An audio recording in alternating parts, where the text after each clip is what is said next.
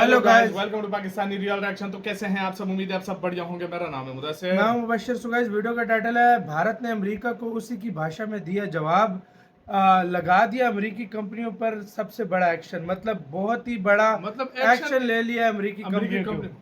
ये मतलब उसी की भाषा में भारत ने अब मूव चल दिया। जिस तरह वो सैंक्शन और कोई बैन लगाया किया है। अमेरिकी कंपनियों के ऊपर बहुत बड़ा एक्शन लिया गया।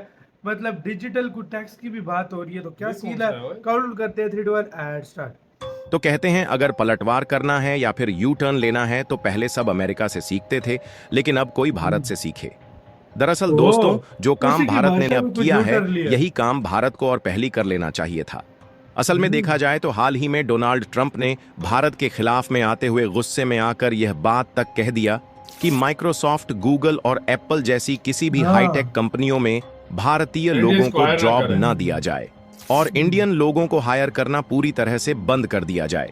लेकिन ढंग से उनकी तरफ से इस तरीके की बात कहे 2 दिन भी नहीं बीते थे कि इधर खबर आ रही है कि भारत ने डिजिटल टैक्स के नाम पर अमेरिका की इन्हीं कंपनियों पर कहर बरसा दिया है। और भारत ने इसी डिजिटल टैक्स पर ऐसा यू टर्न लिया है कि अमेरिकी सांसद में बैठे ट्रंप या फिर वहां के प्रतिनिधिमंडल हो, वह सब यह सोचने पर मजबूर हो चुके हैं कि आखिरकार जिस यू टर्न को पश्चिमी देश लेते आए हैं, इस तरकीब का इस्तेमाल भारत कैसे कर सकता है। तो चलिए पूरी डेवलपमेंट को इस वीडियो में समझते हैं। लेकिन आगे बढ़ने से पहले इस वीडियो को लाइक करके चैनल को सब्सक्राइब जरूर कर दीजिए। देखिए दोस्तों, कहते हैं अगर पलटवार करना हो या यू टर्न लेना हो तो पहले पूरी दुनिया अमेरिका से सीखती थी, लेकिन अब वक्त बदल चुका है और अब सबको भारत से सीखना चाहिए। क्योंकि जो चाल अमेरिका सालों से चलता आ रहा था, अब उसी चाल में भारत ने उसे घेर लिया है। असल बात शुरू होती है हाल की एक डोनाल्ड ट्रंप की धमकी से, जिन्होंने गुस्से में आकर ये तक बोल दिया कि भारत हमारे देश से पैसा भी कमाता है और हमारी कंपनियों में नौकरी भी हथियाता है, तो ये बंद होना चाहिए। कहने का मतलब साफ था कि गूगल, माइक्रोसॉफ्ट और एप्पल जैसी हाईटेक कंपनियों में अब भारतीयों को हायर नहीं किया जाना चाहिए। यानी जो भारत के लोगों ने अमेरिका की अर्थव्यवस्था को आसमान की ऊंचाई पर अपने दम पर उठाए हुए हैं, सबसे पहले उन्हीं इंजीनियर और काम करने वाले लोगों को अमेरिका कंपनियों से निकाल फेंकने की तैयारी में था। अब जरा सोचिए, एक तरफ यही अमेरिका है जो दुनिया भर को डेमोक्रेसी और मल्टीकल्चर का ज्ञान देता है, और दूसरी तरफ भारतीयों को नौकरी से हटाने की खुलेआम धमकी देता है। लेकिन असली झटका तो ट्रंप को तब लगा जब इस बयान के 2 दिन बाद ही भारत ने अमेरिका की बड़ी बड़ी कंपनियों पर डिजिटल टैक्स की चपेट में लेकर ऐसी चाल चली जिससे अमेरिका तक सन्नाटा छा गया। और ये कोई इमोशनल रिएक्शन नहीं था, बल्कि भारत ने इतने शांत लेकिन सटीक तरीके से पलटवार किया कि खुद अमेरिकी संसद में बैठे नेताओं को समझ नहीं आया कि भारत ने ये कैसे कर दिया। और अब पहली बार पश्चिमी देश यह सोचने पर मजबूर हैं कि यू टर्न तो हम लेते थे, ये भारत कब सीख गया। क्योंकि आज जो भारत कर रहा है, पहले सिर्फ अमेरिका किया करता था। इसीलिए डोनाल्ड ट्रंप ने एक बार फिर भारत पर हमला बोला, लेकिन इस बार शब्दों से नहीं, भारतीयों की नौकरियों पर निशाना साधा। गूगल, माइक्रोसॉफ्ट, एप्पल जैसी कंपनियों में जो भारतीय इंजीनियर बैठे हैं, उन्हें बाहर निकाल दूंगा। और आरोप है कि हमारी नौकरियों पर भारत जैसे देश कब्जा कर रहे हैं, जो अब और नहीं चलेगा।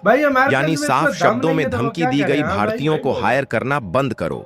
लेकिन इस बार भारत चुप नहीं बैठा, बल्कि जो किया उसने अमेरिका की नींव हिला दी।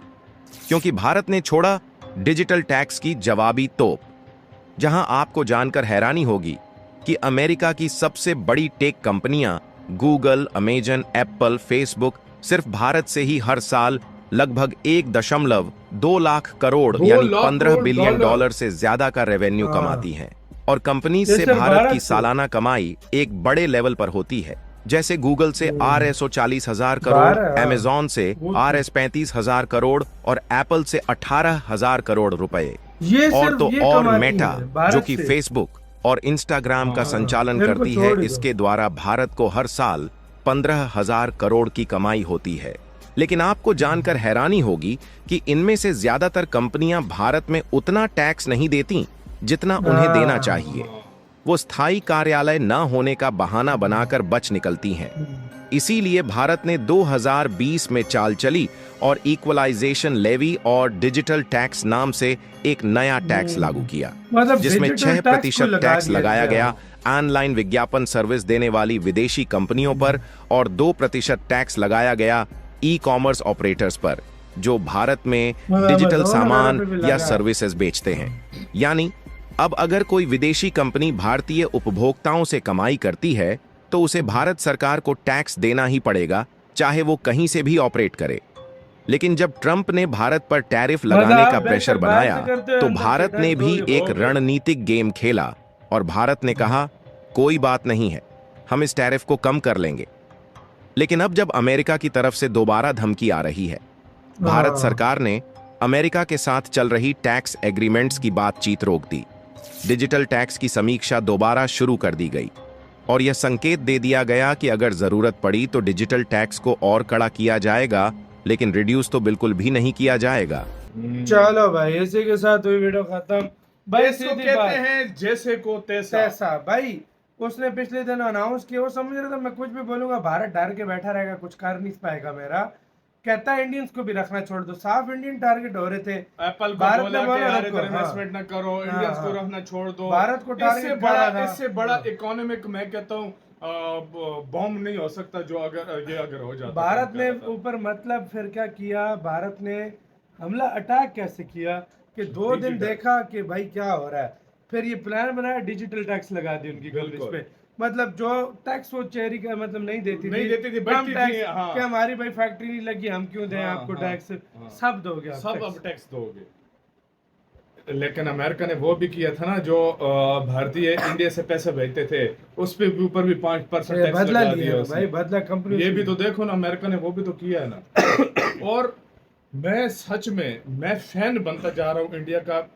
एग्रेसिव स्टांस जिस तरह लेता ना अपना देश के लिए, एग्रेसिव तौर पर, वो क्या कहते हैं, टिट फॉर टैट, जैसा करोगे वैसा देगा। हाँ, जैसे को तैसा, मतलब जैसा आप करोगे वैसे ही आपको रिस्पांस मिलेगा। मतलब जिस तरह आप भारत के साथ चलोगे वो जमाना चला गया, वो दौर चले गया, डर जाते थे ये भारत को अकड़ दिखाओगे तो भारत भाई चुप करके बैठ जाएगा। वो दौर चला गया भाई, ये नरेंद्र मोदी जी का दौर है। और ये वाला भारत नया भारत है मेरे दोस्त, भारत है। इधर वो सीन नहीं चलता कि पुराने वाला वो जो भारत का स्टांस था वो अब खत्म हो गया। अब वो दौर गया जब इंडिया को दूसरे देशों की जरूरत होती थी। इंडिया के साथ चालबाजी करोगे, इंडिया तुम्हारे साथ चालबाजी इंडिया करेगा। इतनी बड़ी मार्केट बन चुका है कि अब दुनिया के बड़े बड़े देश वो इंडिया के साथ बिजनेस। मैं वही कह रहा हूँ, जो इंडिया के साथ अच्छे तरीके से चलेगा उसको भाई की तरह भारत मानेगा। बिल्कुल। और जो देश फिर 2 नंबरी करेगा उसके साथ भारत 3 नंबरी करेगा। बिल्कुल। आपकी क्या राय है बताना, अपना बहुत ज्यादा ख्याल रखना।